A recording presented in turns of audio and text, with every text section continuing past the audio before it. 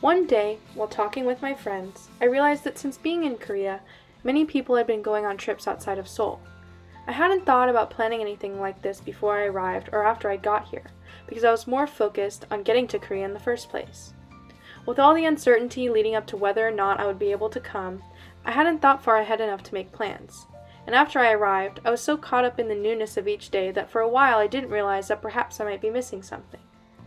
My friends and I decided to plan some trips before we left. This is how we ended up going to Jeju Island in the middle of November.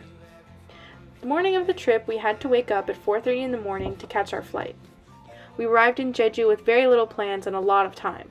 The first day mostly consisted of a lot of time in a McDonald's because we couldn't check into the Airbnb, followed by taking classes in a cafe, seeing the ocean, and eating fried chicken for dinner.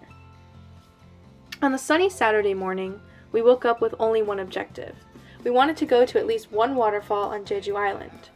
First, we stopped at a family-owned bakery that was down the road from our Airbnb, and it ended up having some of the best baked goods that I've had in Korea so far. After that, we took an hour-long bus to the south of Jeju. To our surprise, when we got off the bus, we realized that we were on an entirely different part of the island than we thought we were, and at an entirely different waterfall. But still, as we looked at our surroundings, we saw that there were a lot of interesting things to do and see around us. The first thing we noticed was a museum called Grimm Forest. From the outside, we couldn't tell what it was. There were large black and white murals depicting some of the Grimm brothers' fairy tales. We took some fun pictures outside before entering to see if it was open. We weren't sure because there weren't a lot of people around, but inside we met a nice Korean man who gestured to machines for us to purchase tickets. We had the whole museum to ourselves and took a lot of cool pictures and saw interesting exhibits. Each room was themed after one of the Grimm fairy tales and was really colorful. I've never really been a person who takes a lot of pictures, but in this moment I thought that it was important to document the fun my friends and I were having. After the museum, we went to the Starbucks that happened to be next door to try the special Jeju drinks, which ended up being really good.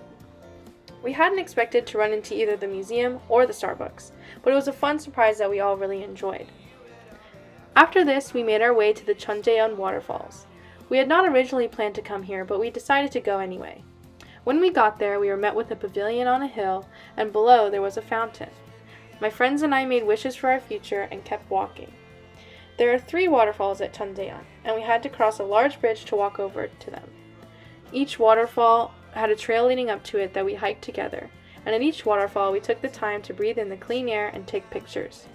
We met a Korean couple taking pregnancy photos and took pictures for them too. It was nice to be able to spend time in nature after living in a city for so many months.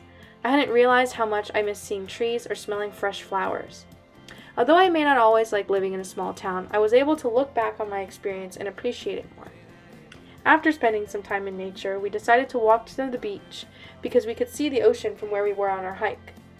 We ran into a cafe right on the edge of a cliff overlooking the beach. We took time to sit and drink fresh tangerine juice and take in the breeze. Afterwards, we walked all the way down to the beach on a giant wooden staircase. We took our shoes off and waded in the water to take advantage of one of the last days of weather warm enough to do so. We ran around and took pictures and watched the surfers in the water. Quite honestly, this was one of my happiest days in Korea.